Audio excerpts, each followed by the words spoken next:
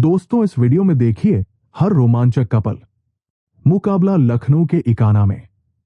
अक्षर की दिल्ली, सामने लखनऊ के धाकड़ ओपनर मार्कराम।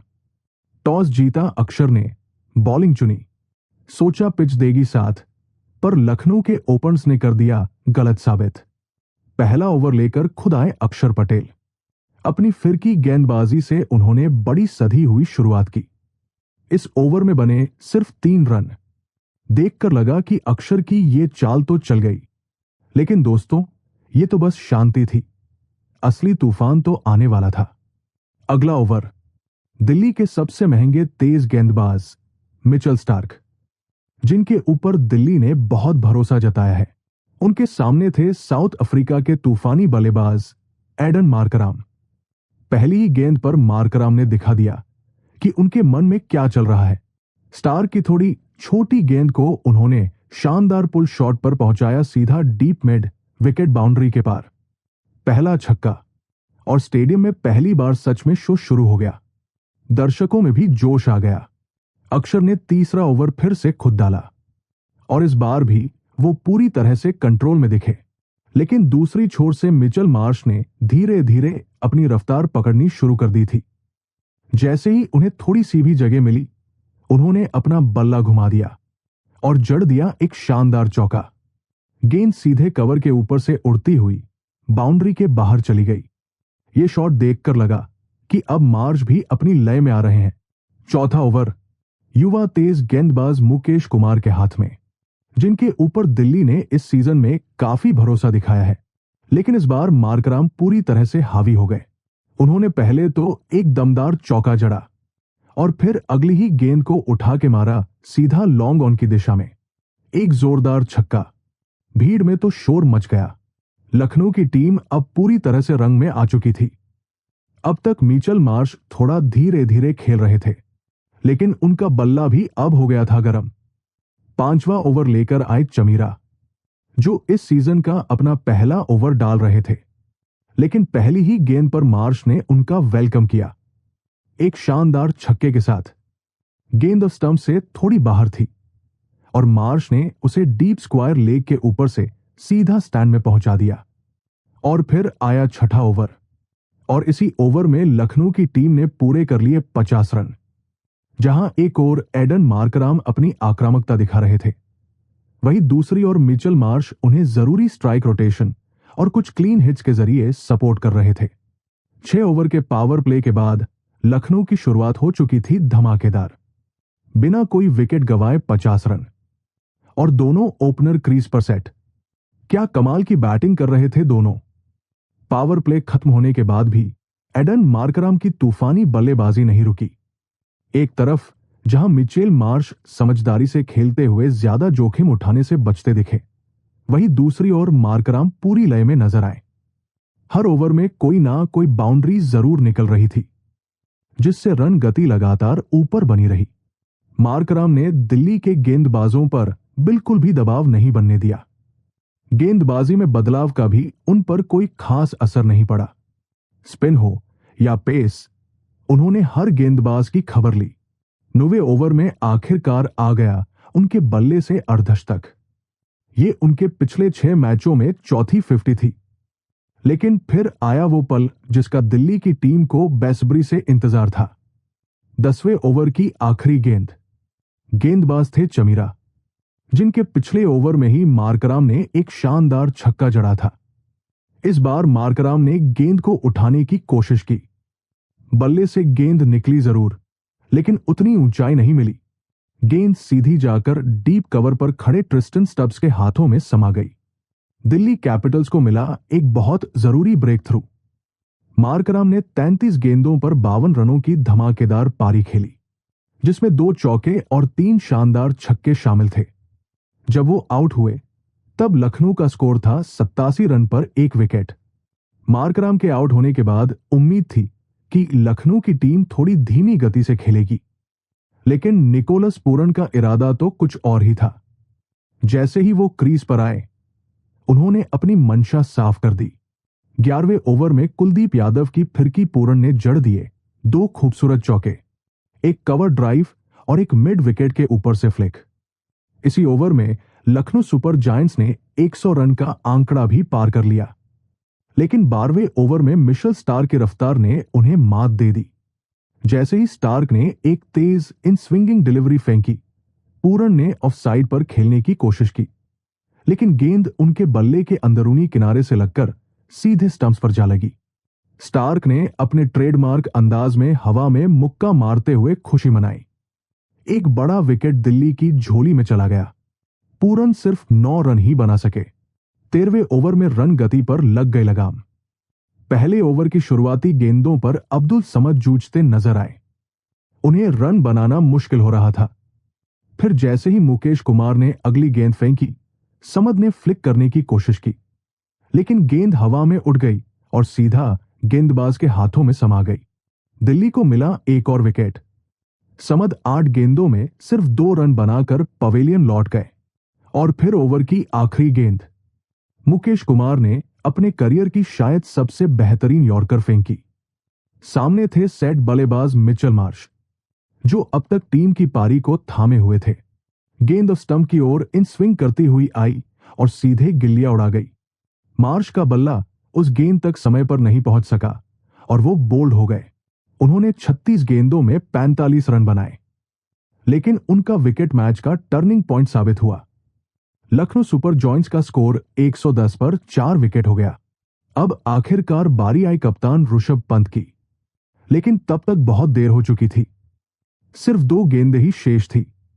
पहली गेंद पर कोई रन नहीं बना और आखिरी गेंद पर पंत ने रिवर्स स्कूप खेलने की कोशिश की, लेकिन गेंद सीधी स्टंप्स में जा लगी। पंत निराश होकर पवेलियन लौटे। वो खाता भी नहीं खोल सके। डेविड मिलर 15 गेंदों में 14 रन बनाकर नाबाद लौटे, लेकिन वो अपनी टीम की पारी को फिनिश देने में नाकाम रहे। लखनऊ सुपर जॉयंट्स ने 20 ओवरों में 6 विकेट पर 159 रन बनाए, जो इस सीजन में उनका सबसे कम स्कोर रहा। एक समय जब मार्कराम और मार्श मैदान पर थे, तब लग रहा था कि टीम 180 से 190 तक आराम से पहुंच जाएगी, लेकिन मार्कराम के आउट होते ही जैसे टीम ने अपनी दिशा और रफ्तार दोनों खो दी। दिल्ली कैपिटल्स के लिए मुकेश कुमार ने सबसे ज्यादा 4 विकेट झटके। क्या शानदार गेंदबाजी की उन्होंने। अब बारी थी दिल्ली कैपिटल्स की। 160 रनों के लक्ष्य का पीछा करने उतरी दिल्ली की शुरुआत काफी दिलचस्प रही। जब करुण नायर और अभिषेक पोरेल बल्लेबाजी के लिए मैदान में उतरे, तो सभी की नजरें इस बात पर थी कि क्या दिल्ली की टीम तेज शुरुआत कर पाएगी। पहला ओवर लेकर आए थे लखनऊ के अनुभवी गेंदबाज शार्दुल ठाकुर। सामने स्ट्राइक पर थे करुण नायर और पहली ही कुछ गेंदों में उन्होंने अपना इरादा जाहिर कर दिया। ठाकुर की लाइन और लेंथ को भांपते हुए नायर ने 2 गेंदों पर लगातार 2 चौके जड़ दिए। पहला चौका शानदार कवर ड्राइव था, जो मैदान को चीरता हुआ बाउंड्री लाइन पार कर गया, जबकि दूसरा चौका लेग साइड में खूबसूरत टाइमिंग के साथ खेला गया। इस शुरुआती हमले से दिल्ली के डगआउट में उत्साह की लहर दौड़ गई। ओवर की 5वीं गेंद पर जब स्ट्राइक पर आए अभिषेक पोरेल, तो उन्होंने भी मौका नहीं गंवाया। शार्दुल की फुल लेंथ गेंद पर क्लासिक स्ट्रेट ड्राइव खेलते हुए शानदार चौका जड़ा। पहले ओवर में कुल 15 रन आए और दिल्ली की पारी ने रफ्तार पकड़ ली। हालांकि दूसरे और तीसरे ओवर में लखनऊ के गेंदबाजों ने अच्छी वापसी की। उन्होंने रन गति पर थोड़ी लगाम लगाई, लेकिन अभिषेक पोरेल की सूझबूझ ने रन बोर्ड को थमने नहीं दिया। उन्होंने दोनों ओवरों में मौके का फायदा उठाते हुए एक-एक चौका निकाला। फिर आया चौथा ओवर और लखनऊ के कप्तान ने एक चालाकी भरी चाल चली। गेंद थमाई एडन मार्कराम को। आमतौर पर मिडिल ओवर्स में गेंदबाजी करने वाले मार्कराम को पावर प्ले में लाना एक रिस्की फैसला था। तीसरी गेंद पर करुण नायर ने मार्कराम को देखकर सीधा कदम बाहर निकाला और लॉन्ग ऑन की दिशा में एक लंबा छक्का जड़ दिया। लग रहा था कि करुण नायर आज कुछ अलग करने के मूड में है, लेकिन अगली ही गेंद पर मार्कराम ने जबरदस्त वापसी की। उन्होंने लेंथ थोड़ी शॉर्ट रखी, स्पिन को थोड़ा और तेज किया और गेंद को मिडिल और ऑफ स्टंप की ओर उड़ाया। करुण नायर एक बार फिर बड़ा शॉट खेलने गए, लेकिन गेंद सीधे स्टंप्स में जा घुसी। दिल्ली की टीम को लगा पहला झटका। करुण नायर ने 9 गेंदों में 15 रन बनाए। जिसमें 2 चौके और एक शानदार छक्का शामिल था। उन्होंने तेज शुरुआत दी, लेकिन अपना विकेट जल्दी गंवा बैठे। अब क्रीज पर आए के एल राहुल।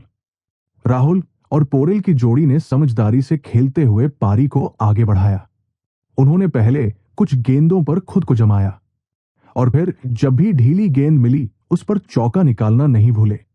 छठे ओवर की समाप्ति पर दिल्ली कैपिटल्स का स्कोर था 1 विकेट पर 54 रन। पावर प्ले में टीम को तेज शुरुआत मिली थी। एक अहम विकेट भी गिरा था, लेकिन स्कोर बोर्ड पर रन लगातार जुड़ते रहे। के एल राहुल और अभिषेक पोरेल दोनों ही बल्लेबाज अच्छी लय में नजर आ रहे थे। राहुल अपनी ट्रेडमार्क क्लास के साथ खेल रहे थे, वहीं पोरेल आक्रामक अंदाज में खेल रहे थे। 8वां ओवर लेकर आए रवि बिश्नोई। उन्होंने भी राठी के ओवर की लय को बनाए रखा। लगातार फ्लाइटेड गेंदें, गुगली और तेज टप्पे के साथ रवि ने एक भी बाउंड्री नहीं दी और बल्लेबाजों को सिंगल्स तक ही सीमित कर दिया। अभिषेक पोरेल और के एल राहुल कोशिश करते रहे, लेकिन हर गेंद के साथ दबाव बढ़ता गया। 9वां ओवर फिर से राठी को सौंपा गया और इस युवा गेंदबाज ने अपनी प्रतिभा का लोहा मनवाया। उन्होंने और ज्यादा सटीकता से गेंदबाजी की। विकेट टू विकेट लाइन, धीमी गेंदें और अंदर आती गेंदों से उन्होंने सिर्फ 3 रन खर्च किए। अब लगातार 3 ओवरों में दिल्ली सिर्फ 15 रन ही जोड़ पाई थी। 10वां ओवर आया और गेंदबाज थे एडन मार्कराम और आखिरकार इस ओवर की तीसरी गेंद पर अभिषेक पोरेल ने स्क्वायर लेग की दिशा में एक चौका जड़कर बाउंड्री का सूखा खत्म किया। 10 ओवरों के बाद दिल्ली का स्कोर था 1 विकेट पर 80 रन। मैच लगभग बराबरी पर था। अब दिल्ली को जीत के लिए अगले 10 ओवरों में 80 रन चाहिए थे। रन रेट काबू में था, लेकिन लखनऊ की स्पिन तिकड़ी ने ऐसा जाल बिछाया था कि हर रन के लिए संघर्ष करना पड़ रहा था। दिल्ली कैपिटल्स के बल्लेबाजों ने अपनी पारी को तेजी से आगे बढ़ाते हुए 11वें ओवर में रवि बिश्नोई के खिलाफ शानदार प्रदर्शन किया।